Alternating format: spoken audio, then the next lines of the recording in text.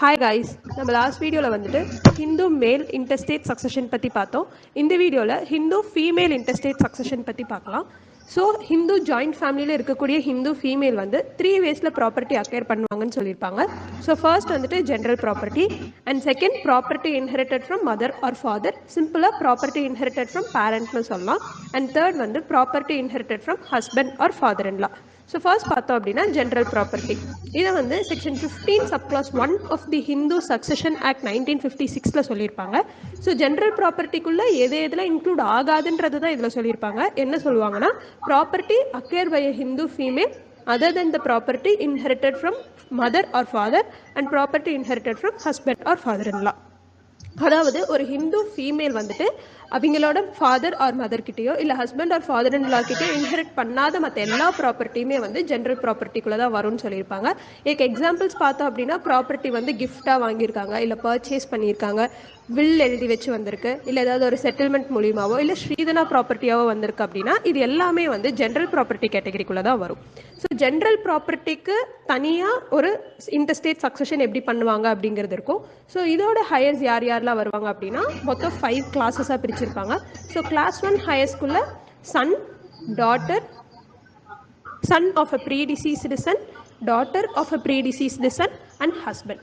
Class 2 ஹையர்ஸில் யார் வருவாங்கன்னா, ஹையர்ஸ் ஆஃப் த ஹஸ்பண்ட். இங்கே ஹையர்ஸ் ஆஃப் தி ஹஸ்பண்ட்குள்ளே யார் யாரெல்லாம் வருவாங்கன்னா, நம்ம லாஸ்ட் வீடியோவில் வந்துட்டு ஹிந்து மேல் சக்சஷன் பார்த்துருப்போம் இல்லையா. ஸோ அதில் நம்ம கிளாஸஸ் பார்த்துருப்போம்ல, 4 கிளாஸஸ். ஸோ அவங்க எல்லாமே வந்துட்டு ஹையர்ஸ் ஆஃப் தி ஹஸ்பண்ட்குள்ளே வருவாங்க.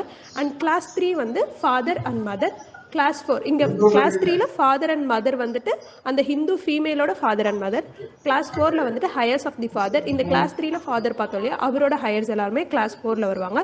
அண்ட் கிளாஸ் 5ல வந்துட்டு ஹையர்ஸ் ஆஃப் தி மதர். இந்த கிளாஸ் 3ல இருக்க மதரோட ஹையர்ஸ் எல்லாருமே வந்து கிளாஸ் 5ல வருவாங்க. ஸோ இதுதான் வந்துட்டு ஹிந்து ஃபீமேலோட ஜென்ரல் ப்ராப்பர்ட்டிக்கு நடக்கக்கூடிய இன்டர்ஸ்டேட் சக்சஷன்.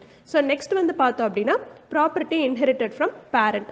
ஸோ பேரண்ட் கிட்ட இருந்து இன்ஹெரிட் பண்ணுற ப்ராப்பர்ட்டியை பற்றி செக்ஷன் 15 சப்செக்ஷன் 2 கிளாஸ் ஏல சொல்லியிருப்பாங்க. ஸோ இது வந்துட்டு என்ன அப்படின்னா, அவங்க பேரண்ட் கிட்ட இருந்து அக்யர் பண்ண ப்ராப்பர்ட்டிஸ் எல்லாமே. ஸோ இந்த இன்ஹெரிட் பண்ணுறாங்க இல்லையா, அது வந்துட்டு கிஃப்டாவோ வில்லாவோ ஸ்ரீதனாவோ இருக்கக்கூடாது. அவங்க இறந்ததுக்கு அப்புறமேட்டுக்கு அவங்க கிட்ட இருந்து இன்ஹெரிட் பண்ணுற ப்ராப்பர்ட்டி மட்டும் தான் இதுக்குள்ளே இன்க்ளூட் ஆகும். ஸோ இதோட சக்சஷன் பார்த்தோம் அப்படின்னா 2 கிளாஸாக பிரிப்பாங்க, கிளாஸ் 1 அண்ட் கிளாஸ் 2. கிளாஸ் 1ல யார் வருவாங்க அப்படின்னா, நம்ம மேலே பார்த்தா அதே கிளாஸ் 1 ஹையர்ஸ் தான் வருவாங்க. இங்கேயும் son, daughter, son of a predeceased son, daughter of a predeceased son and husband. Class 2ல பார்த்தோம் அப்படின்னா ஹையர்ஸ் ஆஃப் தி ஃபாதர் வந்துருவாங்க. அங்கே எப்படி இன்டர்ஸ்டேட் சக்சஷன் ஜென்ரல் ப்ராப்பர்ட்டிக்கு பார்த்தோமோ அந்த மாதிரி இங்கே இருக்காது. ஸோ இங்கே கிளாஸ் 2லேயே வந்து ஹையர்ஸ் ஆஃப் தி ஃபாதர் வந்துருவாங்க. ஸோ இந்த இடத்துல இப்போது அந்த ஹிந்து ஃபீமேல் வந்து அவங்களோட மதர் கிட்ட இருந்து ப்ராப்பர்ட்டி இன்ஹெரிட் பண்ணியிருந்தாலும் heirs of the mother include ஆகவே மாட்டாங்க, ஹையர்ஸ் ஆஃப் த ஃபாதர் மட்டும்தான் இன்க்ளூட் ஆவாங்க. நம்ம தேர்ட் கேட்டகரி பார்த்தோம்னா, property inherited from husband or father in law.